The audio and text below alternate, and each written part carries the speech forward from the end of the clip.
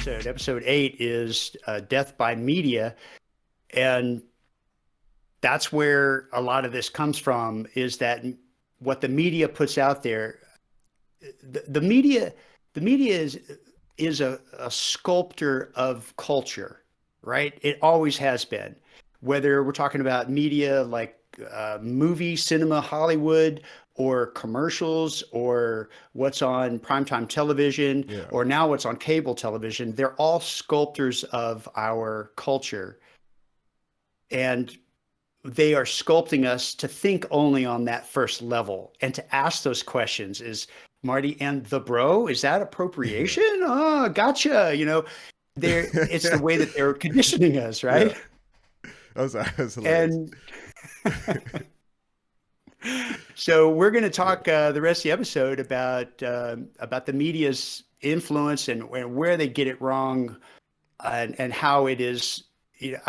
We chose the title "Death by Media" because, in my mind, it's killing America. It's really killing America, and in so many different ways. So we're going to talk about that. Yeah, definitely, man. Yeah, I actually So I did a video on the black sheep theory called "What is the point of government really?" where I kind of I tepidly tap dance on the inception of the media with I can't remember the exact regulations that were either lifted or just laws that were set in place to allow these mega corporations as far as monopolies to exist and open the door to cable networks, all over the place, and 24-hour yeah, cable news. well, and the fairness doctrine but then the fairness doctrine that used to be the guiding principle behind mainstream media was that you couldn't just, I don't know exactly, you had to present both sides of an issue. And now how that's morphed is now they present both sides of the issue, but they are not presenting us with the facts. And that's where they've gone from trying to be neutral. They've gone from trying to be objective. I mean, where media started out as Yeah. reporters, they were supposed to be objective, right? They were supposed to just tell us the truth, regardless of how you were going to react to it. That wasn't their job to protect your feelings.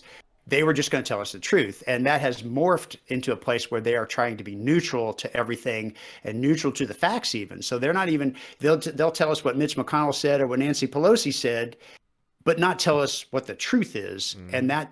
And they think, well, no, we're telling you the truth. We're telling you actually what Mitch McConnell said, and we're actually telling you what Nancy Pelosi said, but that doesn't do us any good if neither one of those things are the truth or anything useful to the public.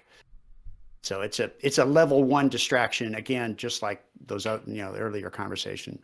Yeah, it's funny you said it. Like I was just thinking about it when you said it. It's like everything went downhill when money became the motive, right? Because I think the first 24-hour cable news network was CNN, right? I wish I could remember these numbers, what year it started, but I know with I think it might. 84 or something like that, or Yeah. Or 80, 86, maybe even somewhere like around. 81. Yeah, it was. Yeah, I know. something like that. Yeah, it was the death of news as we know it when it became 24-hour news and profit driven, right? Because before that it was a lot of local news. You got taxpayer money going into funding these news stations, if I'm not mistaken, right? I'm saying. Then with Yeah. 24-hour news, right? Well, with the cable news and private, Turner Broadcasting and all these different entities that came into play.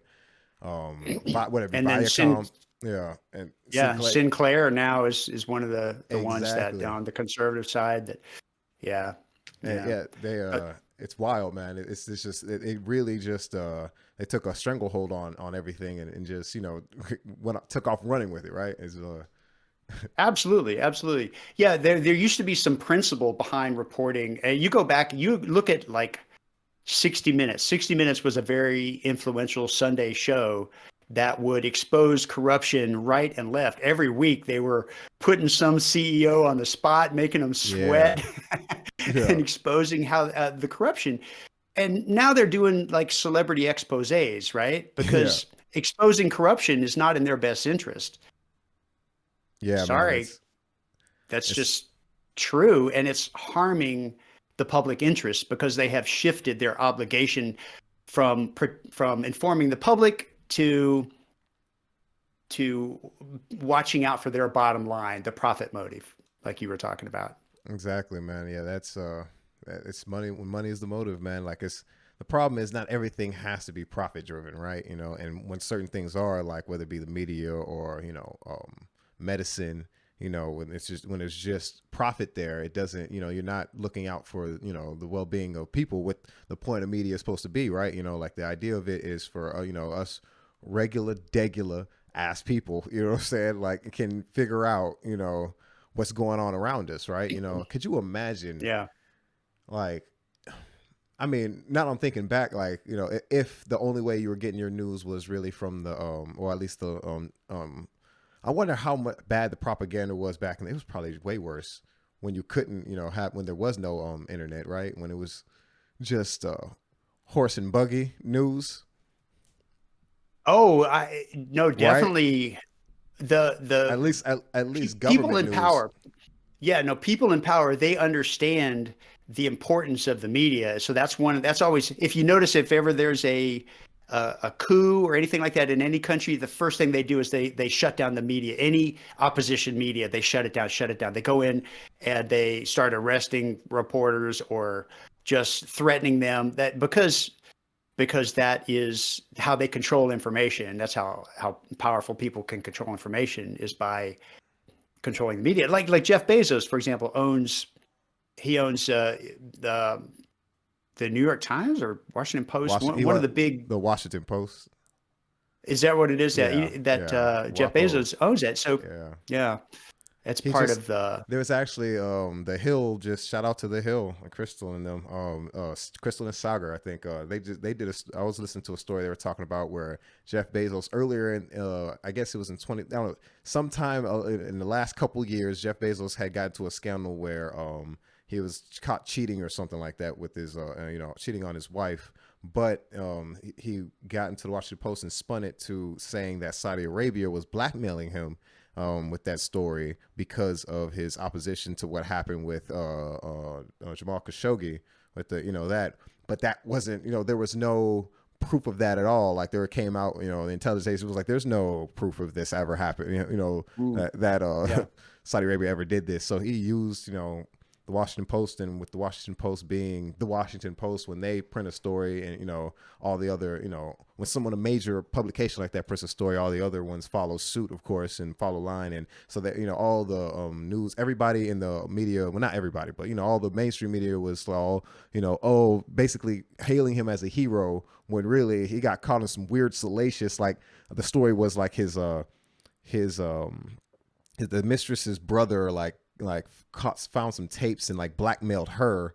Like, you know what I'm saying? Like some weird salacious. I kind of remember that. Yeah. Yeah. You know what I'm saying? Like, it was weird, man. But he tried to, he totally spinned it that he said it was Saudi Arabia. And now you know how it is with corrections and stuff. So if you ask anybody, they're going to think the first part, like they're going to think, oh yeah, Saudi Arabia was, had tried to what's his name? The Crown Prince, whatever. What's his name? It's whatever. There's a three syllable. They call him something. I can't. It's early. Yeah, early in the morning. That's right. Yeah, no, I know who you're talking about. Yeah, whatever. KGB or exactly. Yeah, man. There's something, right? But yeah, old buddy. He. Old boy. Yeah, old buddy over there. Yeah, man, there was just that, this whole salacious thing, and it's all, the media just drummed this up, and, the more, I don't know, man, it's like, while I was thinking about, what I like to do? What I like to do is, we think about Jeff Bezos had this idea of how to spin this story, right? But think about it. If you go down into that room, it's not just Jeff Bezos. It's Jeff Bezos and his closest strategists and communications media consultants that are talking about how can we do that. They're somebody like Jeff Bezos is not plotting. Yeah, they're totally strategizing. How do we handle this? And so when we get this information about Yeah, imagine if Yeah. because he was still head of Amazon at that time, and maybe there's I'm sure that I've heard rumors or whispers like I know somebody. I heard rumors. I don't know, whatever. I heard people say. I heard people talk about how there was how it possibly was him leaving. The reason he left Amazon is because of this whole salacious issue. But if it came out at the time, it might have tanked some stocks and stuff. So that's maybe why they drummed up that story. There's just there's a lot going on with that, right? Yeah, absolutely. Yo, you like what you just saw? Make sure you like, share, subscribe so the algorithms can algorithm or whatever sorcery they do. Follow us on our socials. Links all down in the description. And let's keep rocking.